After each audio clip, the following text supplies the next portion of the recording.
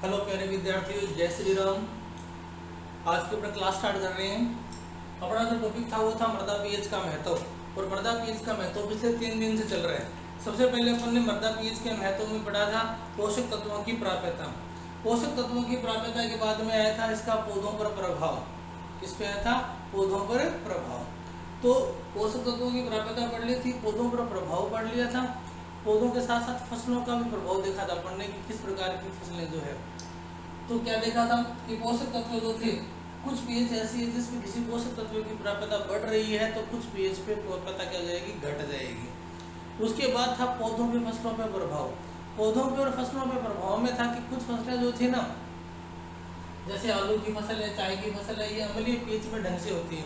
बाकी अधिकांश के लिए क्या चाहिए, उदासीन या लगभग क्षारीय, उदासीन या हल्का क्षारीय माध्यम। इसके अलावा एक प्रभाव अपन ने पढ़ा था सूक्ष्म जीवों की क्रियाशीलता पर प्रभाव। और सूक्ष्म जीवों की क्रियाशीलता भी है ना, कवकों को छोड़ दिया जाए तो बाकी जो सूक्ष्म जीव है उनकी क्रियाशीलता भी क्या होती है, लगभग उदासीन और हल्की क्षारीय मृदा में होती है। आज जो प्रभाव पड़ेंगे वो पड़ेंगे पादप रोगों पर प्रभाव। ठीक है ना। तो नेक्स्ट नंबर 4 है शायद 4 नंबर बिंदु, मृदा पीएच का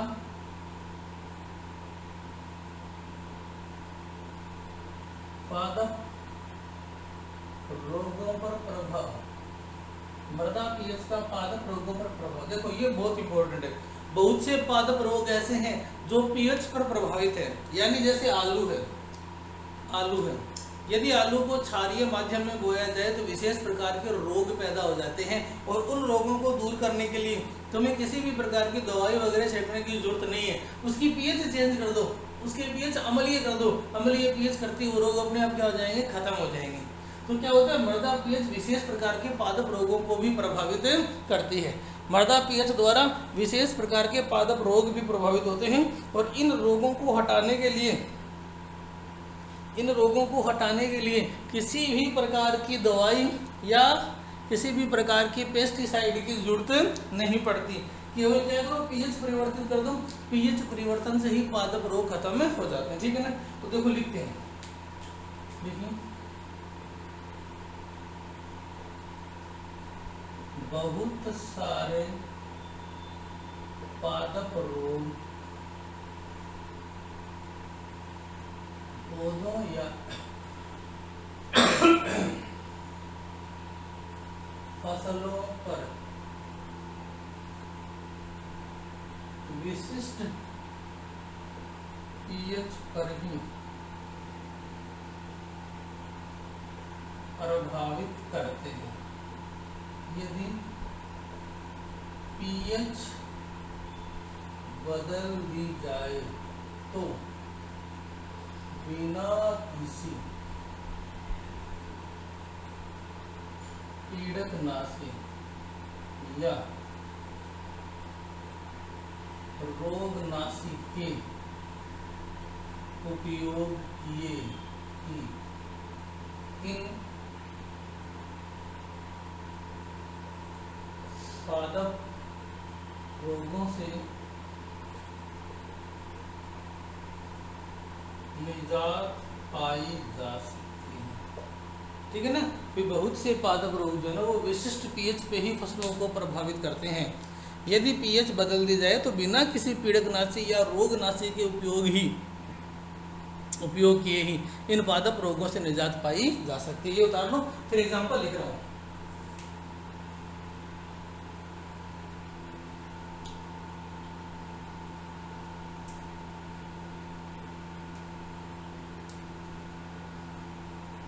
बता लो, उसके बाद एग्जांपल लिखूंगा।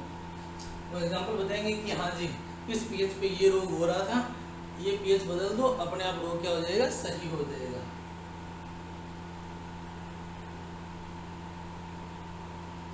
जो उतार लिए, अब रोगों के एग्जांपल लिखते हैं। ठीक है ना। क्रूसीफेरी जो है, क्रूसीफेरी फैमिली जानते हो, ब्रेसिकेसी, सरसों वगैरह जो होते हैं ना उसी में आते हैं। ठीक है ना। तो रोगों के एग्जांपल देखो। नंबर 1, क्रूसीफेरी में पाया जाने वाला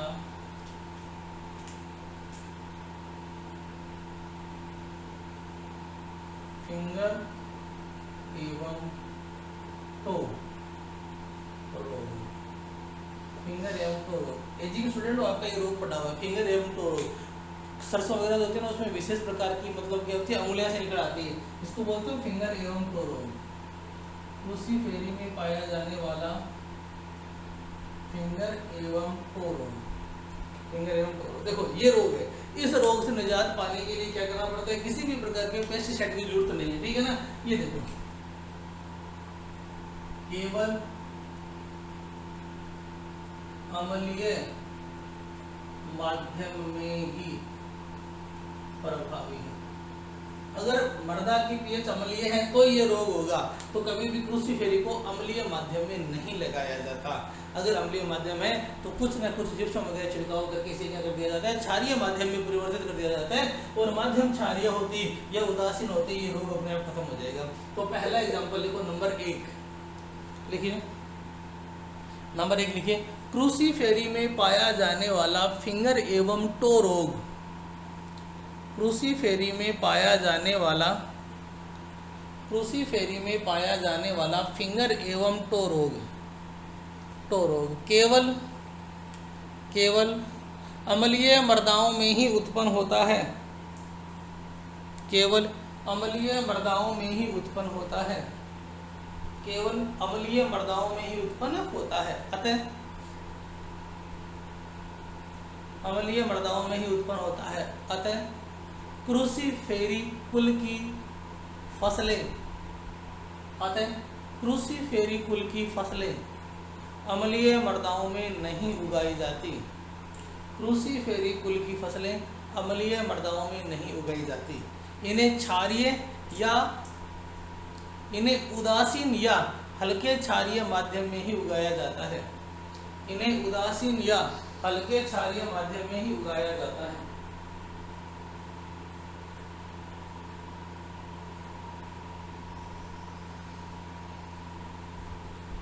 पहला हो गया। दूसरा देखो, एक आलू का चर्म रोग है,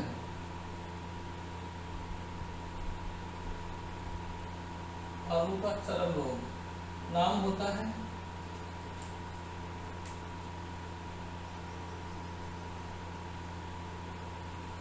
पोटैटो स्कैब। आलू का चर्म रोग नाम क्या है, पोटैटो स्कैब।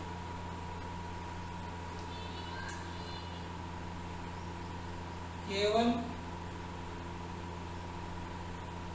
क्षारीय माध्यम में ही उत्पन्न होता है।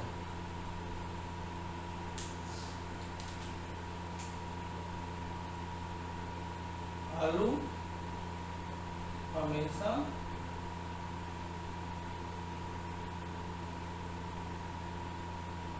अम्लीय माध्यम में ही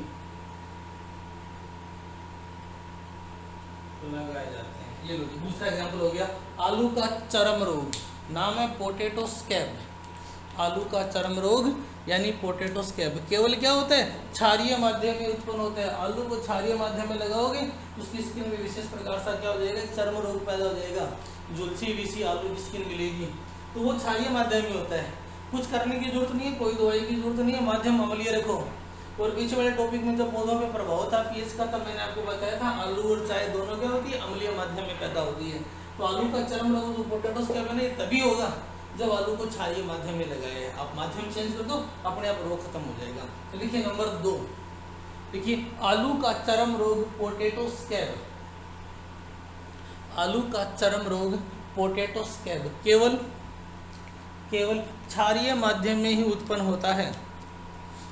आलू का चर्म रोग पोटैटो स्कैब केवल क्षारीय माध्यम में ही उत्पन्न होता है, केवल क्षारीय माध्यम में ही उत्पन्न होता है। यदि माध्यम बदलकर अम्लीय कर दिया जाए तो रोग अपने आप खत्म हो जाता है। यदि माध्यम बदलकर अम्लीय कर दिया जाए तो रोग अपने आप खत्म हो जाता है।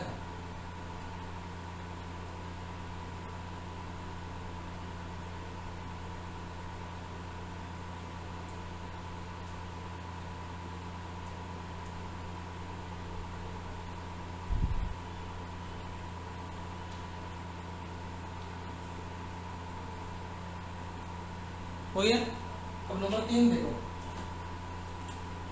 तीसरा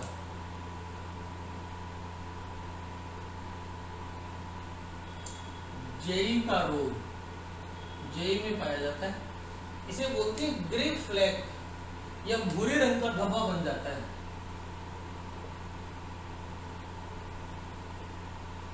ग्रे फ्लैग या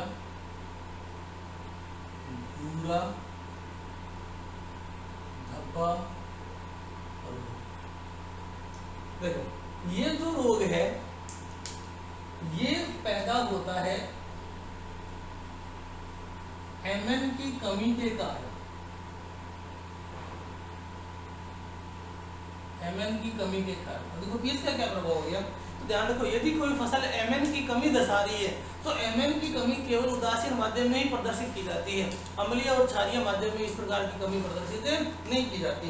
तो ये रोग जो है ना ये केवल क्या होगा, जेई का ग्रे फ्लैग या भूरा धब्बा रोग केवल उदासीन माध्यम में ही उत्पन्न होता है, केवल उदासीन माध्यम में ही उत्पन्न होता है। अब इसमें आप दोनों काम कर सकते हो, पीएच कम या ज्यादा करके रोग से मुक्ति पाई जा सकती है, या तो एमएन का छिड़काव कर दो वरना पीएच कम या ज्यादा कर दो, इसके प्रभाव उत्पन्न नहीं होंगे। ये तीसरा हो गया जेई का ग्रे फ्लैक्स रोग या भूरा धब्बा रोग। तो लिखिए नंबर 3, लिखिए जेई में पाया जाने वाला ग्रे फ्लैग या भूरा धब्बा रोग,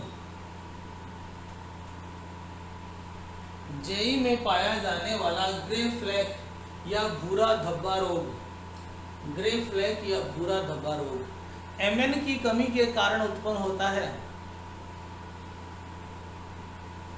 एमएन की कमी के कारण उत्पन्न होता है। ग्रे फ्लैग या भूरा धब्बा रोग एमएन की कमी के कारण उत्पन्न होता है, जो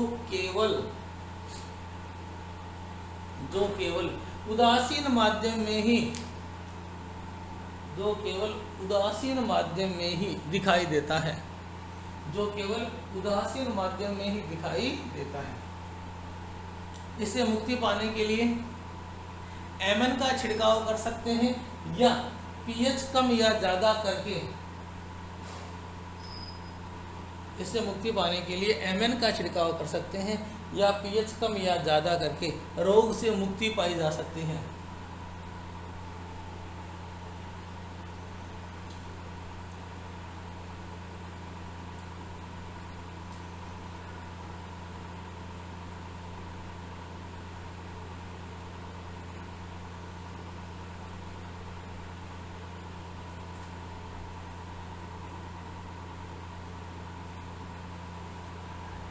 हो गया।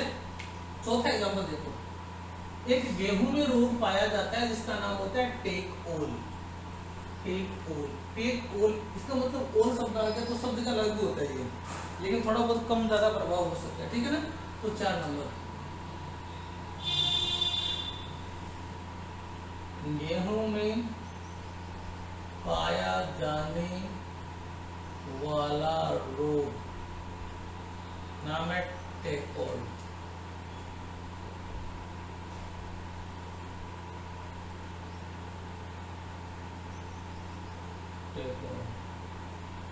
अब देखो ये जो रोग है ये कवकों द्वारा होता है,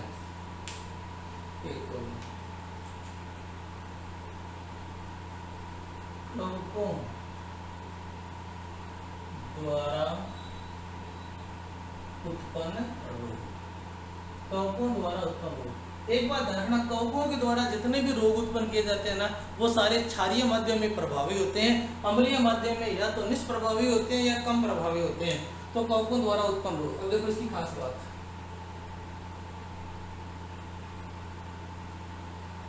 क्षारीय माध्यम में इसका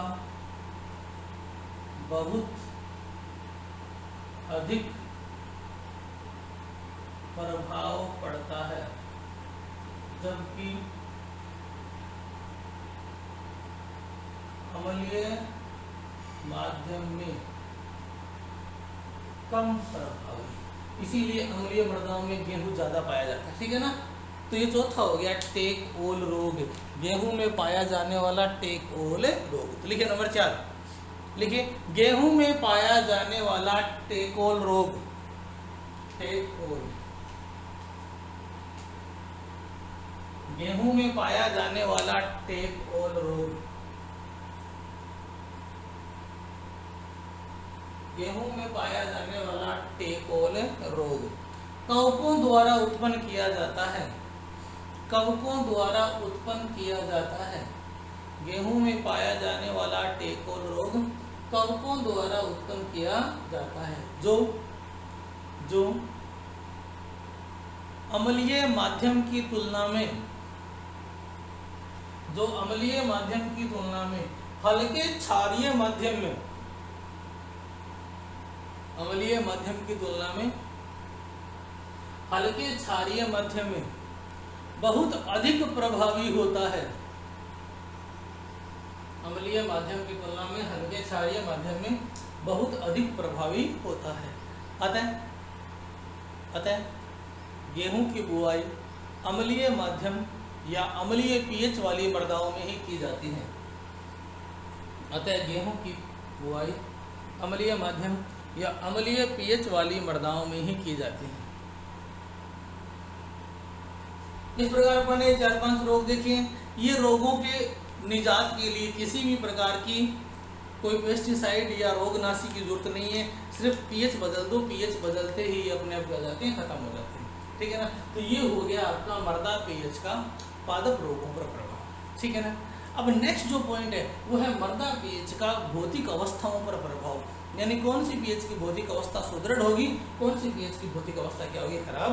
तो ये चीजें अपन पढ़ेंगे नेक्स्ट क्लास में। ठीक है ना। आज के लिए इतना ही। ओके।